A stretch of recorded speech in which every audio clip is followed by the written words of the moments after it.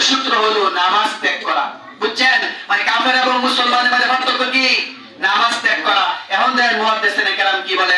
হযরত ওমর ফারুক রাদিয়াল্লাহু তাআলা আনহু বর্ণনা করেন, যেই ব্যক্তি নামাজ পড়ে না ইসলামে তার কোনো অংশই নাই। নাউজুবিল্লাহ বলেন। যেই ব্যক্তি নামাজ পড়ে না ইসলামে তার কোনো কর্তৃত্ব নাই, ইসলামে তার কোনো অংশই নাই। বুঝছেন?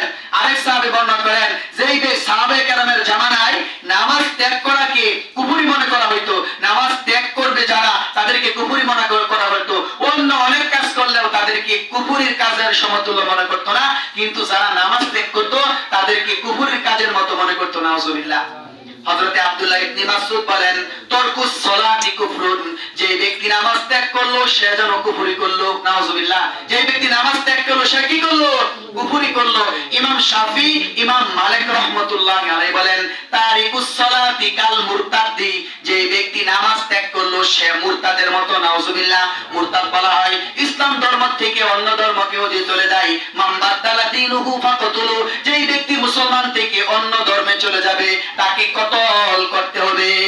নাউজুবিল্লাহ বলেন। কেউ যদি মহান মুসলমান থেকে হিন্দু হয়ে যায় কোনো কথা নাই, তো আল্লাহ এক কুক। তাইলে বলা হইছে তারিকুস সালাতি কাল মুরতাদি, যেই ব্যক্তি নামাজ তরক করলো সে যেন মুরতাদের মতো হইলো। ওয়ালা ইয়াখরুজু মিনাদ দ্বীন, কিন্তু দিন থেকে বাইর হয়ে যায় না, মানে কাফের হয়ে যায় না, মানে কুফরির মতো করলো। বুঝছেন? মুরতাদি মানে মুরতাদের মতো হয়ে গেল, কিন্তু একেবারে ইসলাম থেকে একেবারে ওয়ালা ইয়াখরুজু মিনাদ দ্বীন, দিন থেকে খারিজ হয়ে যাবে না। হযরত ইমাম আবু হানিফা রাহমাতুল্লাহ বলেন, লা ইউকতালু, তাকে হত্যা করা যাবে না, কিন্তু ইহবাসু, তাকে জেলখানায় আটকে রাখতে হবে। হাত্তা ইউসাল্লিয়া, যতক্ষণ পর্যন্ত হে নামাজ পড়তে অভ্যস্ত না হবে ততক্ষণ পর্যন্ত জেলখানায় তাকে আবদ্ধ রাখতে হবে। কামনে ইমাম আবু হানিফা বলেন তাকে হত্যা করা হবে না, তবে যতক্ষণ পর্যন্ত সে ওয়াদা না করবে যে আমি আর নামাজ ছাড়বো না ততক্ষণ পর্যন্ত তাকে জেলখানায় আবদ্ধ করে রাখতে হবে।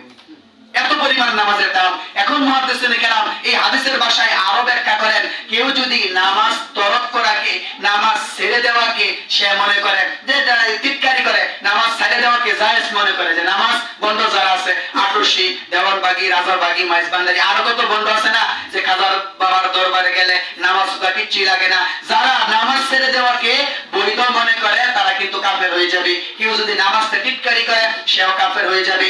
আবার বলা হয়েছে কাফের কেন বললো?